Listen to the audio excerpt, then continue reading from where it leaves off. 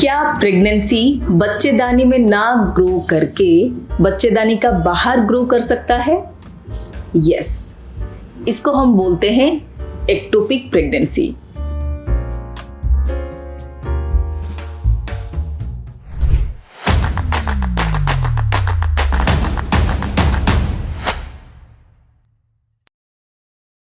आपने बहुत बार सुना होगा, बहुत सारे लेडीज बोलते हैं कि मेरा ट्यूब में बच्चा आ गया था। तो ये ट्यूबल प्रेगनेंसी क्या है? ये एक फॉर्म ऑफ एक्टोपिक प्रेगनेंसी है। जब भी बच्चा बच्चेदानी में ग्रो ना करके बच्चेदानी के बाहर ग्रो करता है तो हम लोग उसको बोलते हैं एक्टोपिक प्रेगनेंसी। एक्टोपिक प्रेगनेंसी एक लाइफ थ्रेटनिंग सिचुएशन है। जब भी हम लोगों को पता चल जाता है कि ये एक्टोपिक प्रेगनेंसी है तो फिर हम लोग वो पेशेंट को फॉलोअप में रखते ही हैं। तो कैसे पता चलेगा कि एक्टोपिक प्रेगनेंसी है या फिर नॉर्मल प्रेगनेंसी है? देखो, कोई भी टाइप का प्रेगनेंसी है तो बॉडी में बीटा एचसीजी हार्मोन का लेवल बढ़ता है, जो कि एक प्रेगनेंसी हार्मोन है। बट जब नॉर्मल प्रेगनेंसी होता है तो बीटा एचसीजी जो हार्मोन है वो बहुत मात्रा में पाया जाता है बॉडी में। बट जब एक्टोपिक प्रेगनेंसी है तो फिर उसका लेवल कम होता है बॉडी में, और उसी हिसाब से जो आपका प्रेगनेंसी सिम्टम्स होंगे वो कम दिखाई देगा। जैसे कि किसी किसी पेशेंट को सीवियर नोजिया वॉमिटिंग होता है, एक्टोपिक में कम होता है। किसी किसी पेशेंट को ब्रेस्ट में टेंडरनेस दिखाई देता है, एक्टोपिक प्रेगनेंसी में कम होगा। तो ये प्रेगनेंसी सिम्टम्स रहेंगे बट इसका जो सीवियरिटी है कम दिखाई देगा। बट जो मेन इसका सिम्टम्स रहता है वो है आपके जो नीचे पार्ट है एब्डोमेन के, पेट के जो निचले हिस्से में पेन रहेगा, हल्का फुल्का पेन हर टाइम रहेगा, और आपको बैक पेन भी हो सकता है। इसके साथ साथ आपको ब्लीडिंग दिखाई देगी। ये जो ब्लीडिंग है ये हेवी ब्लीडिंग नहीं दिखाई देगी, ये थोड़ा थोड़ा करके दिखाई देगी। स्पॉटिंग भी हो सकता है। ये सारे के सारे सिम्टम्स आपको एक्टोपिक प्रेगनेंसी में दिखाई देंगे।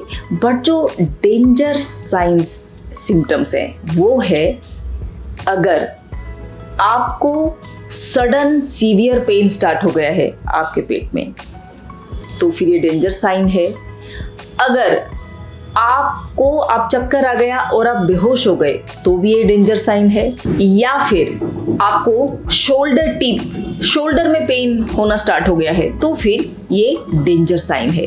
अगर ये तीनों में से कोई भी आपका सिम्टम है तो फिर इमीडिएट बेसिस पे आप इमरजेंसी यूनिट हॉस्पिटल का विजिट करो।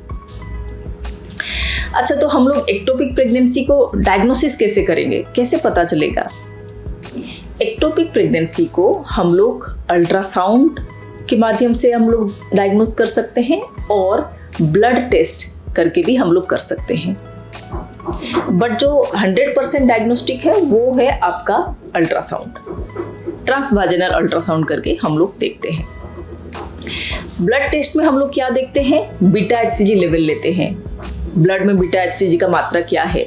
बट ये एक बार लेके हम लोग उसको एक्टोपिक प्रेगनेंसी है कि नहीं वो बता नहीं पाते।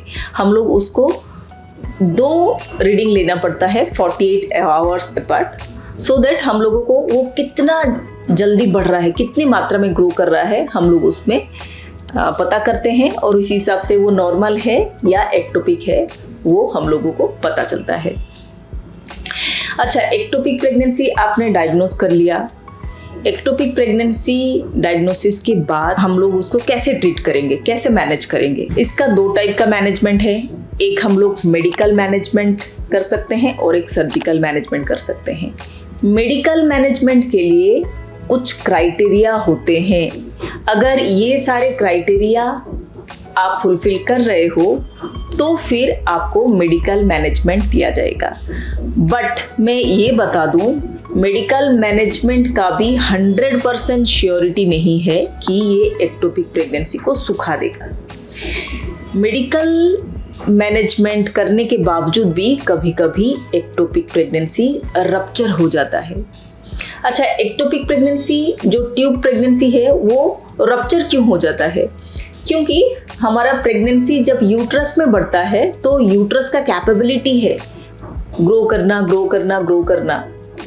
बट जब हमारा ट्यूब, इतनी पतली सी ट्यूब है, उसमें हमारा अगर प्रेगनेंसी ग्रो करना स्टार्ट हो जाता है, ट्यूब का इलास्टिसिटी उतना नहीं है, वो पर्टिकुलर टाइम के बाद, पर्टिकुलर वीक्स ऑफ प्रेगनेंसी के बाद वो रप्चर हो जाता है। और रप्चर होने के बाद ये बहुत ही लाइफ रिस्क सिचुएशन है। इसमें हमारा पेट में जो है ब्लड इकट्ठा हो जाएगा, हीमोपेरिटोनियम हो जाता है।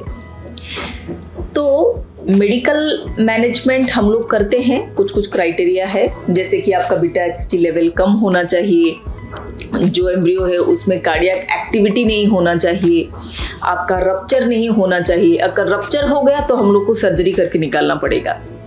तो ये सारे क्राइटेरिया अगर आप फिट हो ये सारे क्राइटेरिया में, तो फिर हम लोग आपको मेडिकल मैनेजमेंट करेंगे। मेडिकल मैनेजमेंट हम लोग करते हैं मेथोट्रेक्सेट इंजेक्शन देके, और उसके बाद हम लोग लगातार बीटा HCG लेवल मॉनिटर करते रहते हैं। बीटा HCG लेवल वीकली हम लोग तब तक मॉनिटर करेंगे जब तक हमारा बीटा HCG लेवल 5 मिली इंटरनेशनल यूनिट से कम ना हो, यानी कि नॉर्मल लेवल पे ना गया हो। और कौन कौन सा सिचुएशन में हम लोग डायरेक्टली सर्जिकल मैनेजमेंट करते हैं? जब पेशेंट अनस्टेबल हो, जब हम लोग को पता चले वाइटल स्टेबल नहीं है, पेशेंट का BP फॉल हो रहा है, पल्स रेट बहुत ज़्यादा बढ़ते जा रहा है, या फिर हम लोगों को अल्ट्रासाउंड में रप्चर्ड एक्टोपिक हम लोगों को इम्प्रेशन मिला हो, ऐसे सिचुएशन में फिर हम लोग पेशेंट को डायरेक्ट सर्जरी के लिए लेते हैं। तो आपको इस वीडियो में पता चल गया है कि कितना रिस्की होता है एक्टोपिक प्रेगनेंसी। बहुत सारे पेशेंट हमारे पास जब यूरिन प्रेगनेंसी टेस्ट पॉजिटिव आता है तो हमारे पास आके बोलते हैं ये तो पॉजिटिव आया और मुझे पता भी है कि मेरे 2 महीना मिस हो रहा है पीरियड, मेरा 2 महीने का प्रेगनेंसी है, आप इसी हिसाब से हमको दवाई दे दो। और आपके डॉक्टर आपको बोलते हैं नहीं, आप पहले अल्ट्रासाउंड कराओ।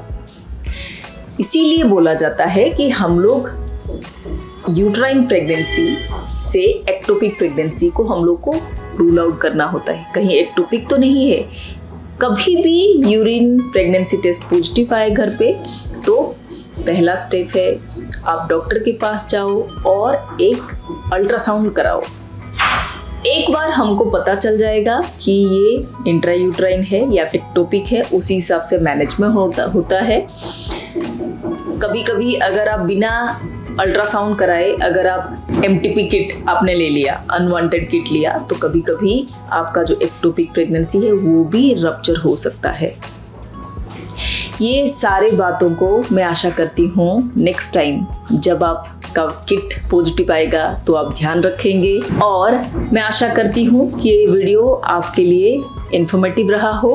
आप ये वीडियो को अपने फ्रेंड्स, फैमिली के साथ शेयर कीजिए, और अगर आप इस चैनल पे न्यू हो तो इसको सब्सक्राइब कीजिए।